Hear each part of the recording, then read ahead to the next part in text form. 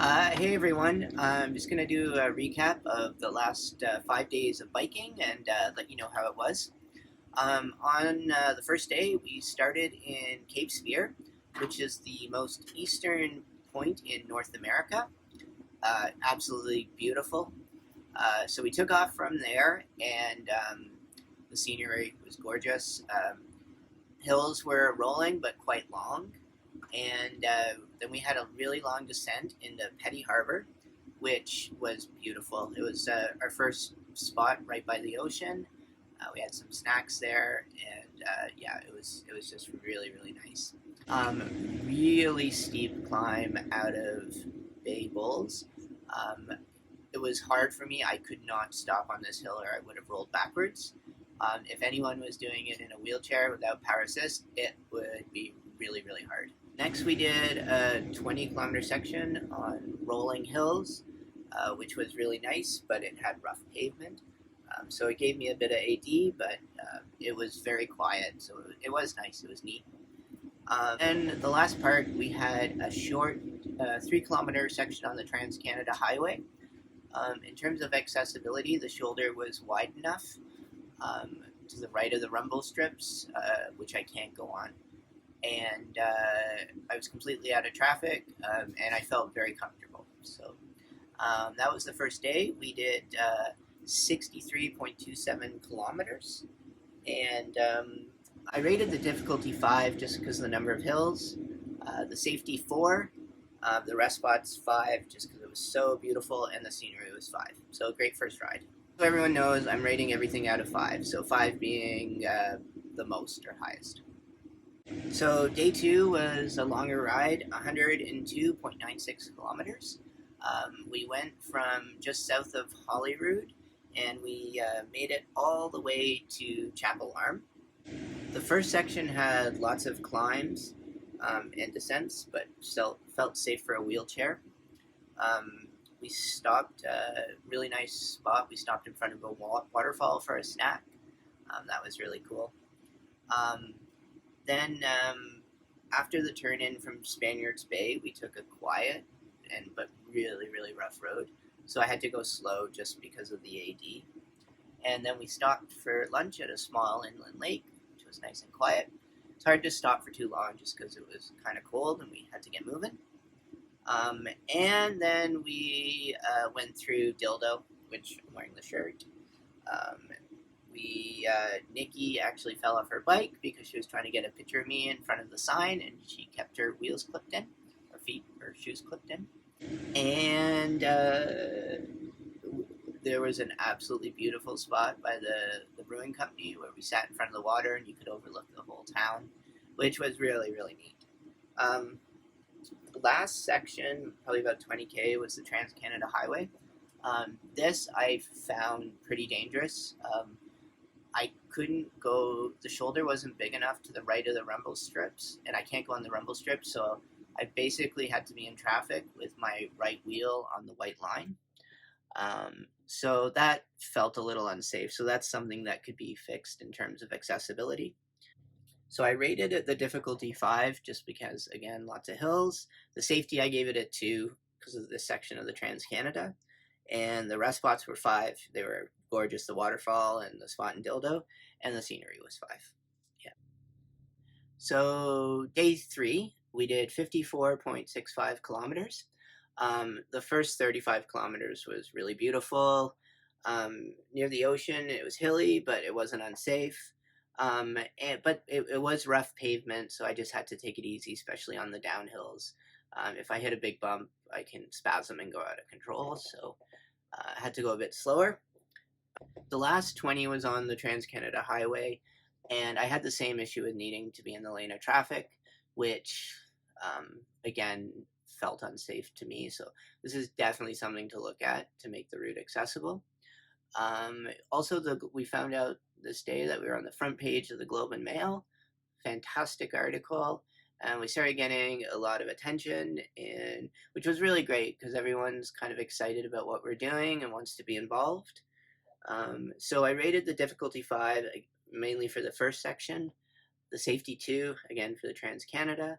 The rest spots were 3. They were nice, but they weren't fantastic like the other days, and the scenery was more for the first part. And on day 3, we went from Chappelle Arm to Jack's Pond Campground, just south of Arnold Cove. Um, really neat experience in the campground. I couldn't get in the shower because it was too small for my wheelchair, but one of the guys came over and was like, "How do we fix this? What do we need to do?" And like, so it's accessible for the next person that comes, and it's just a really nice response. So that was day 3.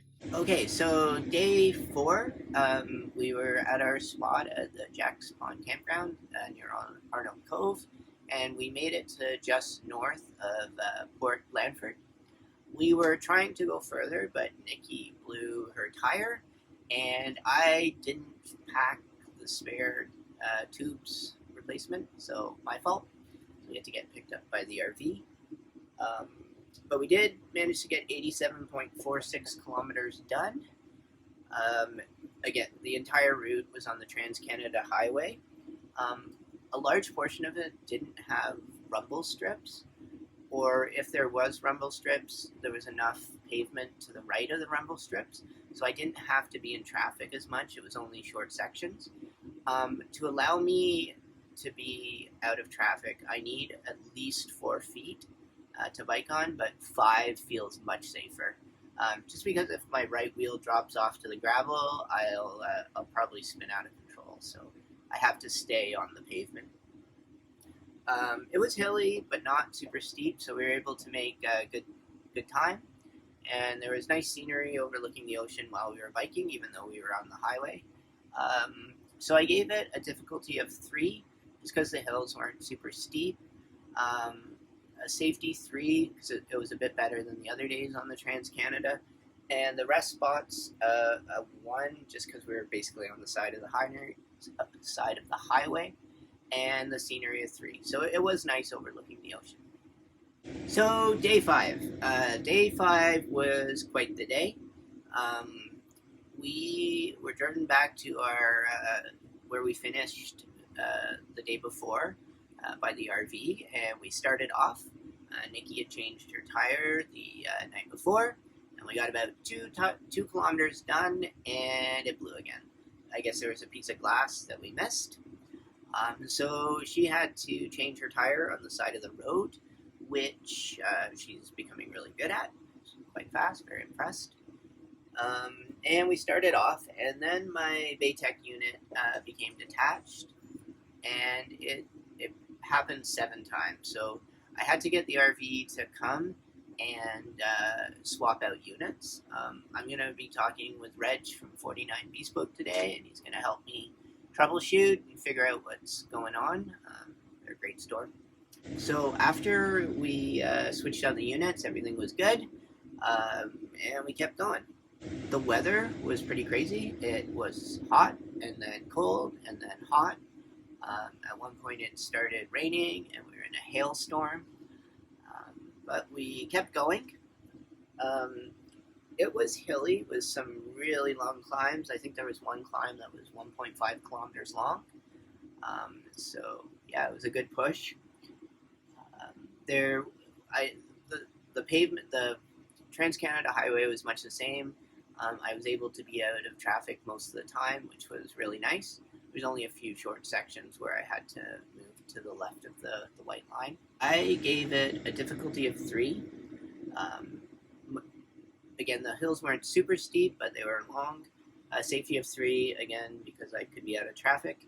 And the rest spots at 1. We were just on the side of the highway, and the scenery at 2. It wasn't a whole lot to see. Something really neat going on, though, is everyone that comes by us gives us like plenty of room, and then they give us a nice honk and a cheer on. Cars in the other direction are beeping at us.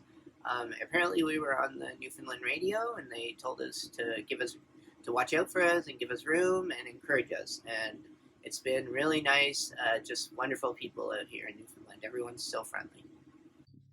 So on this day, we made it from the spot north of Port Blandford all the way to Gander. That was our goal, and we pushed through everything and made it. We did 116 kilometers. our longest day so far. And yeah, Nikki was awesome. She was a powerhouse. And day six, we're in Gander. We're taking a rest day because it is snowing, and our bodies needs it. Speaking of which, my body is feeling awesome. I've been eating regularly, which I'm really bad at home with, and doing all this exercise, I just feel good.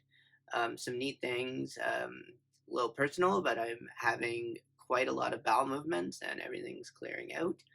Um, I normally get really dizzy after I eat, and it hasn't been happening. I think it's because I'm exercising more and eating regularly, which is a really, really nice side effect. My spasms haven't been that bad, and my pain's been better. So this is uh, this is really helping my body.